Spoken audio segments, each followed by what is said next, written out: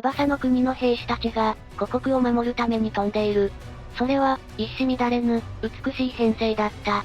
超人の騎士は、翼の国の誇りであり、戦場において、群れは完全だった。呪いの刃が、翼を蝕むまでは。これでよし。以前ほどには、飛べないでしょうけれど。そうつぶやくと、忍者はいたわるように、守護者の傷ついた翼を、優しく撫でた。翼を蝕んでいた呪いが、確かに和らぐのを感じた。深く頭を下げる守護者に、忍者はただ静かに首を振った。気にしないで。こういったことのための、学びだもの。積まれた本の山に、守護者はふと目をやった。知識さえあれば、守れたものがあったのかもしれない。そう考えた守護者は、忍者の下で魔術を学ぶようになり、いつしか彼女を、先生と呼ぶようになった。ガハハ、いいから被ってみろ。せっかく直したんだ。このブライカンという男は、やかましい。こいつは騎士様におあつらい向きだと、ピンときたんだ。そしておせっかいで、聞く耳を持たない。兜を押し付けられ、思わず守護者は強く振り払った。兜は捨てたのだ。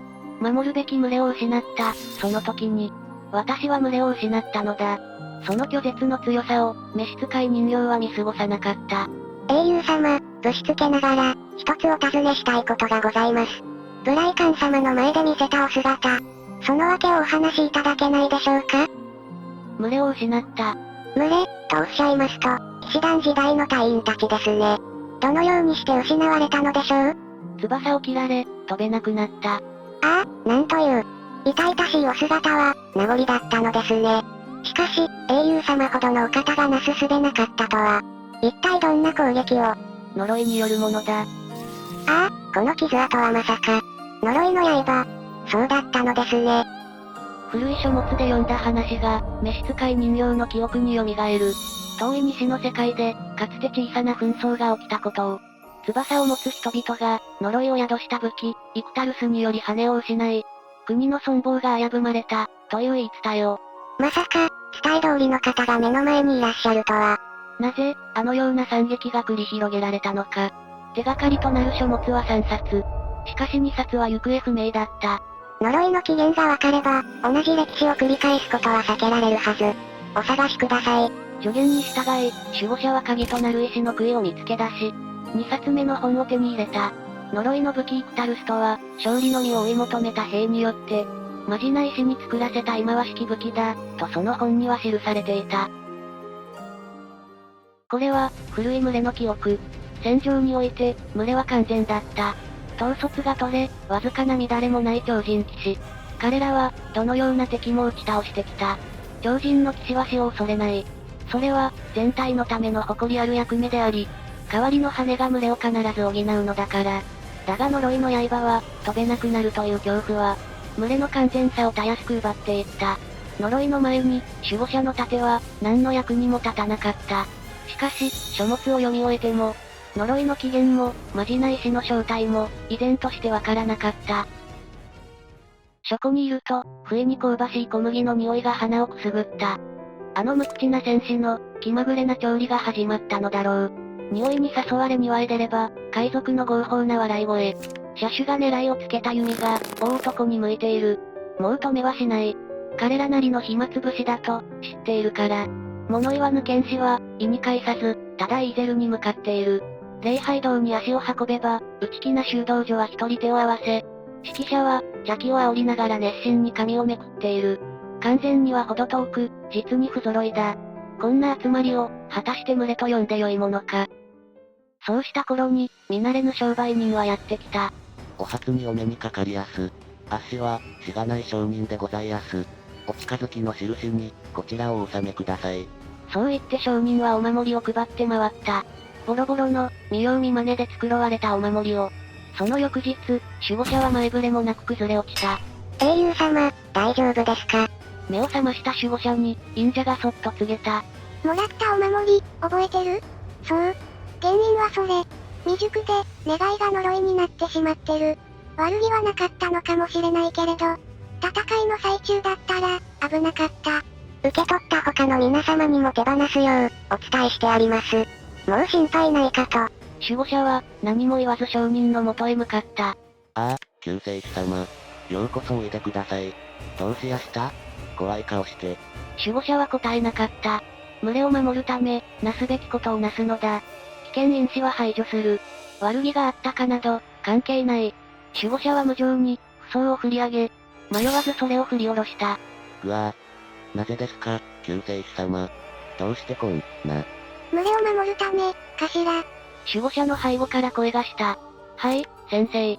今はこの円卓が、私の群れなのです。守護者の言葉に、忍者はただ静かにうなずく。翼人の掟は知ってるわ。危険因子は排除しなければ、ね。守護者の非常な決断に、召使い人形は胸を痛めていた。そこまでせずとも、よかったのでは。群れを守るため、だ。商人が消失した後、そこには一冊の帳簿が残されていた。緻密な取引記録が、所狭しと書かれている。その中に、ある一文が強調されていた。古い記録、悪魔二条と、その手がかりをたどり、守護者はついに3冊目の本を見つけ出した。そこには、こう記されていた。刃には、同じ模様が刻まれる。それは統一、違法の魔術とされるもの。血で綴られた言葉である。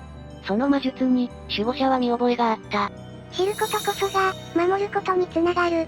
そう信じ、蓄えた知識は、先生との学びの賜物だ。守護者は、その魔術について、学んだ記憶があった。私は、確かに知っている。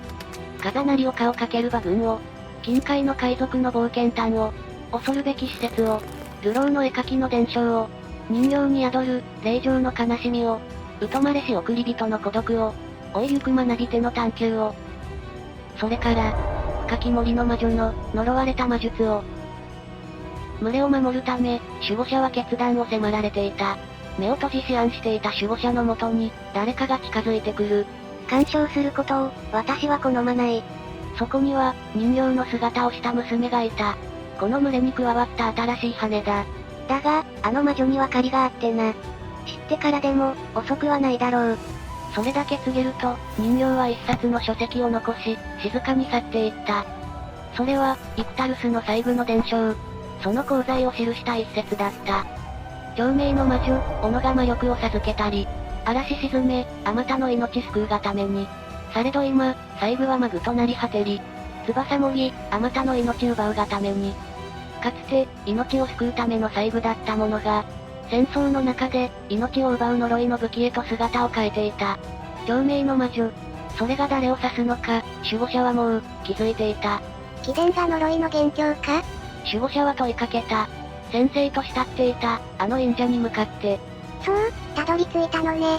その通り、あなたたちから空を奪ったのは、私。これが、その魔力の結晶。すべて、あなたに委ねる。かつて暴風を鎮め、命を救うために作られた細部は、戦いを止めるためという名目で、マグへと転用されていた。それは、戦争が生み出した功罪そのものだった。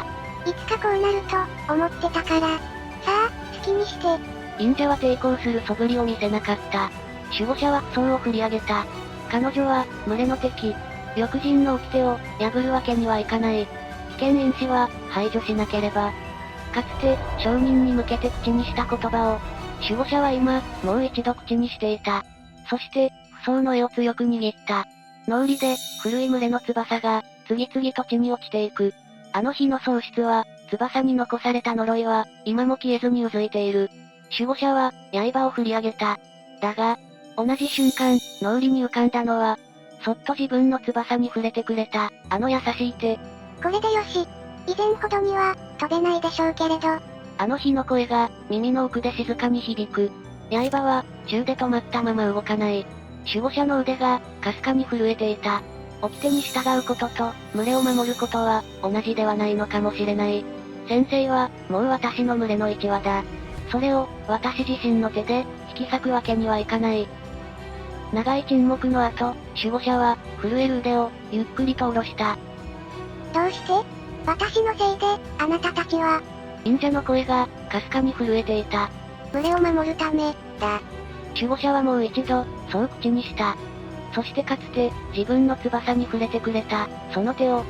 今度は、守護者がそっと取った。わかった。その気持ち、忘れない。ありがとう、騎士様。守るべきものは、もう定まっていた。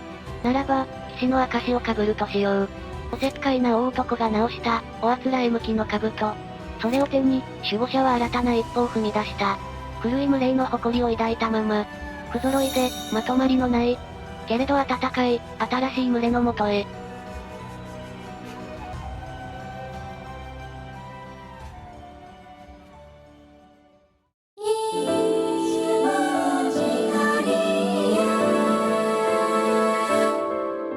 守護者の物語は、裏切られてもなお許す強さ、がテーマだと思います。